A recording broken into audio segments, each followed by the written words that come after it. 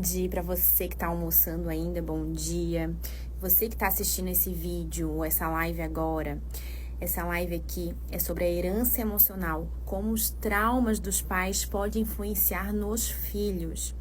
E nesse perfil aqui, eu me chamo Gabriela e eu ajudo você a descobrir a origem do sintoma e assim você pode ser a solução da saúde do seu filho. Essa live aqui é mais uma live de aquecimento para a jornada do segredo da saúde da criança, que vai acontecer dia 16, 17 e 19 de outubro. Aulas online e gratuitas, onde você pode assistir e você vai entender tudo de como você pode descobrir a origem do sintoma e assim ser a solução da saúde do seu filho. Olá, boa tarde! Então vamos lá. Aqui hoje eu vou falar com vocês sobre como que os traumas que a gente tanto viveu na infância e com os traumas que a gente está enfrentando ali na vida adulta pode influenciar nossos filhos. Por que que isso acontece? Mas primeiramente eu quero falar um pouquinho com vocês sobre o que é trauma, né? O trauma é algo externo que nos fere. Então, um acidente, a gente teve um trauma, né? Um choque, é um trauma externo. Só que também existem os traumas emocionais. O que é? É que quando vem uma ferida emocional, né? Então, assim, algo que foi dito pra gente, algo que aconteceu, que fere a nossa parte emocional, e isso pode ter emoções negativas pra gente, pro nosso filho, né? E quais são os tipos de traumas? Então, tem os traumas que são pessoais, como o abuso físico, o abuso emocional, a negligência física, né? Então, quando a gente não recebe os cuidados que a gente é necessários para a nossa saúde física. E a negligência emocional, né? Os cuidados que a gente não recebe para essas questões emocionais. Então, também tem os traumas que são relacionados a outros membros da família. Por exemplo, o alcoolismo, né? Um pai e uma mãe alcoólatra. Então, isso gera um trauma emocional. Violência doméstica, né? Então, quando tem a questão de violência do pai contra a mãe, você presencia isso, né? A violência com outro irmão da família, né? A violência entre alguém da família. Alguém da família é preso, né? Então, também tem essa questão de trauma emocional. E preso por N questões, né? Por suicídio, por roubar, por não pagar pensão. Doença mental na família. A doença mental também ela traz um trauma emocional. Que tipo de doença mental? É a esquizofrenia, mas é a depressão, a ansiedade. Então, isso também gera traumas na gente, quando a gente presencia isso, nossos pais muito ansiosos, muito depressivos, e também isso vai afetar a criança. Desaparecimento por divórcio, o que é isso, né? Aquele pai, aquela mãe que depois do divórcio abandona o filho, né? Então, esse trauma que a gente pode ter emocional na nossa infância. E morte ou abandono, né? Então, o falecimento de um pai, de uma mãe, de avós que cuidavam, né? O abandono, né? Então, a entrega para adoção, isso gera os traumas, né? E tudo isso também, ele é influenciado como eu reajo diante disso. Então, por exemplo, alguém sofre um trauma, por exemplo, de abandono. Duas crianças tiveram, né? Dois irmãos tiveram trauma de abandono. Porém, ele vai reagir como situação de carência, me sinto carente, não tem ninguém para cuidar de mim. O outro, ele vai sentir como o desabamento da existência, me sinto sozinho, né? Então, vai afetar regiões diferentes, né? Então, o abandono afeta muito mais as questões de rins, suprarrenal e a questão das carências, a questão do fígado, né? Então, como eu reajo disso vai reagir diferente também no nosso corpo, tá?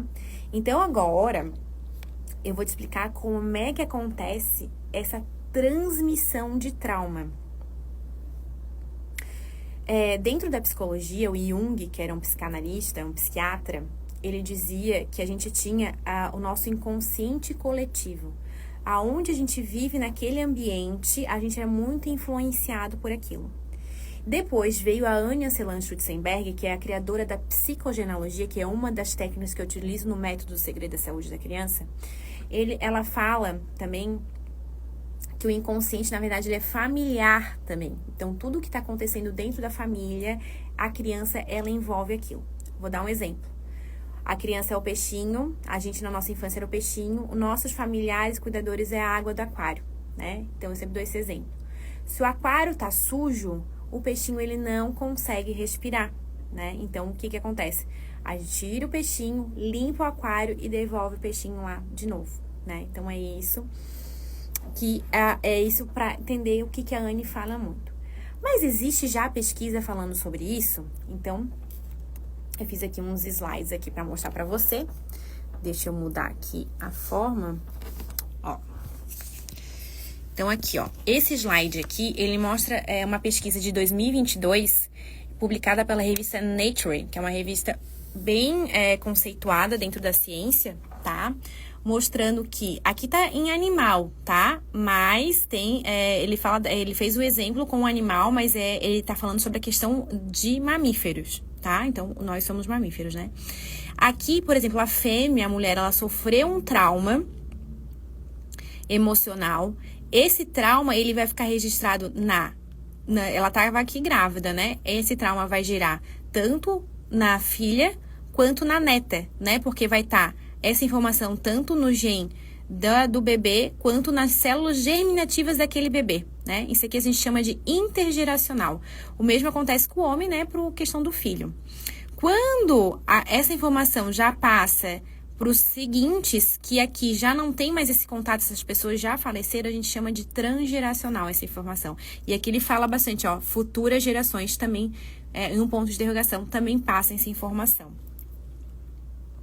Esse outro artigo aqui, publicado agora em 2023, ele mostra essa questão também, tá? Das informações epigenéticas, é a mesma coisa, ó. Por exemplo, aqui um vício, né? Aqui é o cigarro, mas pode ser qualquer outro tipo de trauma. Ele vai ficar essa informação tanto no bebê quanto nas células germinativas do bebê. E aqui é a mesma coisa para esse pai. Então, essa informação, ela é repassada. Gente, se tiver alguma dúvida, pode ficar perguntando, tá? Então, aqui, como é que passa essa informação? De uma forma bem simplificada, eu vou dizer aqui para vocês, aqui tá a informação, aqui é o DNA, que é a informação genética que não se pode modificar. Mas tem uma parte aí que se chama RNA, que faz parte da epigenética, que são informações que a gente repassa e pode modificar. Então, a gente tem um trauma, essas informações aqui, elas vão sendo repassadas iguais, elas modificam e vão sendo repassadas iguais novamente, através dessa parte amarelinha aqui, que ele é o que vai é o repetidor das informações. Essas informações, eles vão tanto para o espermatozoide, pode ver, tá aqui o amarelinho de novo, quanto para o óvulo. Quando faz a fecundação do zigoto, essa informação, ela vai estar igual à do trauma.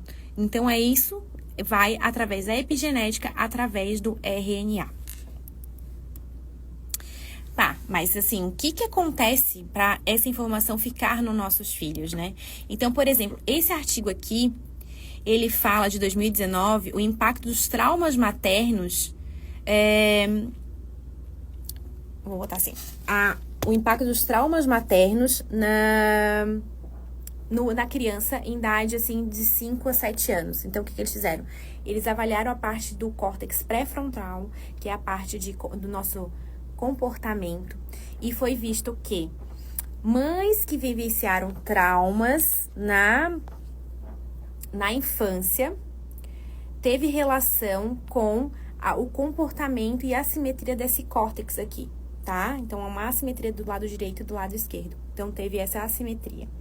Então, o que é a conclusão dele? Que mães que, quanto maior o trauma, quanto mais vivências de traumas as mães tiveram nessa fase, mais as crianças vão ter dificuldades, né, de comportamento, naquela idade pré-escolar ali, né? Então, foi visto isso. E foi visto através dessa parte daqui do córtex pré-frontal. O outro artigo aqui, ele mostra crianças que tiveram, os adultos que tiveram traumas também, e essas crianças, os seus filhos, tiveram uma diminuição da região da amígdala, né? O que é a amígdala? É a região do cérebro que é a nossa tomada de decisões, é a nossa luta ou fuga, né? Então, assim, pais que tiveram traumas, essas crianças, elas têm dificuldade de tomar decisões, será que eu luto ou fujo? Eu não sei, eu fico perdida, sabe, né? Eu fico paralisada. Então, eles viram essa relação, tá? Outro artigo que foi publicado foi publicado agora em 2020, foi visto que em 98 teve uma nevasca muito forte no Canadá, que eles ficaram sem luz, ó, aqui tem até fotinho, eu tinha feito aqui, mas eu não consegui compartilhar, tá? Então aqui, ó, eles ficaram sem luz, então eles passaram muito frio, e foi avaliado mulheres que estavam grávidas nessa época, tá? Que estavam gestantes, e foram acompanhar essas crianças até os 13 anos de idade. O que foi visto?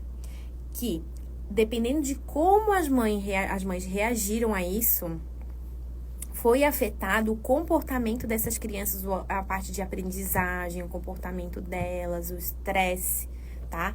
Então, assim, todos tiveram o mesmo trauma, mas como de acordo cada uma reagiu, foi relacionado. Então, aquela que reagiu com mais intensidade, teve mais dificuldade, aquela criança, ela teve mais dificuldade depois, tá? Então, tem vários artigos mostrando, né? E tem outro aqui falando da parte do intergeracional trauma, né? Então, os pais que tiveram traumas, né? Foram avaliados crianças na idade pré-escolar. E nessa idade pré-escolar ali foi visto que aquelas crianças que estavam com dificuldade de comportamento de aprendizagem tinha relação com aqueles pais que tiveram traumas durante a infância. E outro artigo também foi avaliado adolescentes entre 9 e 16 anos de idade, foi visto que aquelas crianças, não os pais, que tiveram traumas ali nas idades anteriores, né, ali na sua infância, né, mais jovens, eles estavam liberando muito mais cortisol, que é o hormônio do estresse, e também estavam muito mais responsivos ao estresse, entendeu? Assim, ao comportamento mais alterado nessa idade entre 9 e 16 anos de idade. Então, assim, ó, tem vários artigos, tá, gente, mostrando isso, tá? Como tem essa relação da herança emocional, como o que os pais vivenciam influencia nisso aí, tá? Mas o mais importante é o quê? A gente tem o fator de resiliência. O que é o fator de resiliência, né? Que a gente pode, sim, ajudar o nosso filho, né? A resiliência é a capacidade de a gente se adaptar a situações difíceis e fontes de estresse, né, que a gente teve, e a gente consegue, é como se fosse a fênix, né, a gente consegue sair dali, a gente consegue sobreviver àquilo ali, né? O que acontece muitas vezes? A gente tem uns traumas, mas a gente vive daqueles traumas, a gente faz aquilo como nossa bengala, né? E essa bengala vai afetar os nossos filhos depois, tá? E tanto a gente também, né? Então, a gente tem que ter essa capacidade de resiliência. E também já tem artigo mostrando que essa nossa resiliência... Então, por exemplo, eu sofri um abuso, né? É triste, mas se eu ter a minha capacidade de ter a resiliência, essa resiliência, ela vai passar também. Não é só a informação do meu trauma, mas a informação da resiliência vai passar pro meu filho, vai passar pro meu neto. Então, a gente tem que ter essa capacidade, né? Porque a gente vê muitas vezes assim, a gente tem essa dificuldade... Alguma dificuldade, porque minha avó foi abusada, por isso que eu tenho isso. Tá, mas agora ela não teve essa capacidade de resiliência, mas agora você tem que ter essa capacidade. E é isso que eu quero mostrar pra você na jornada. Quais são os mecanismos que podem fazer a gente voltar a ter essa resiliência aí e conseguir ajudar o nosso filho, tá? Tem histórias de superação com isso? Tem, né? Então, eu vou dar alguns exemplos aqui pra você, né? Por exemplo, uma criança de 3 anos de idade, seletiva para comida, tá? Ela tinha nojo da comida, né? Vou dar um exemplo aqui para vocês, mas é o que aconteceu, né? Ela via a comida, ela tinha nojo de pegar na comida, de comer. E depois de verificar que a mãe teve uma vivência muito nojenta durante a gestação dele, e ressignificar isso, fazer ela ter a resiliência para isso, a criança começou a comer novamente, tá? Então, a gente vê como ela reagiu diante daquela situação. Traumas a gente vive esses traumas, mas a gente consegue ressignificá-los, né? Ter resiliência para trabalhar isso, tá? Também tem, por exemplo, um bebê de 2 anos de idade, que não dormia de jeito nenhum, né? Só dormia perto da mãe. Então, foi verificado que a mãe foi adotada, ela tem um histórico de muita carência, então, na verdade, a criança estava só querendo suprir a carência da mãe, né? Eu não posso sair de perto da minha mãe, senão ela pode me abandonar. E a mãe tem a questão de não conseguir ficar sozinha, ela precisa de alguém perto dela. Então, a partir do momento que ressignificou isso, teve o resultado esperado, tá? Então, pode ver, tudo que a criança tem de sintoma vem daquilo que está sendo vivenciado dentro da família naquele momento ou de traumas que já foram vividos, tá? Então, a gente tem que saber que a gente não é apenas como nós vivemos, mas também aonde a gente vive, né? Então, não é só como vivemos, mas aonde a gente vive influencia, tá? E tudo tem uma resposta, um mecanismo molecular para explicar, que foi o que eu expliquei agora aí para você, tá bom?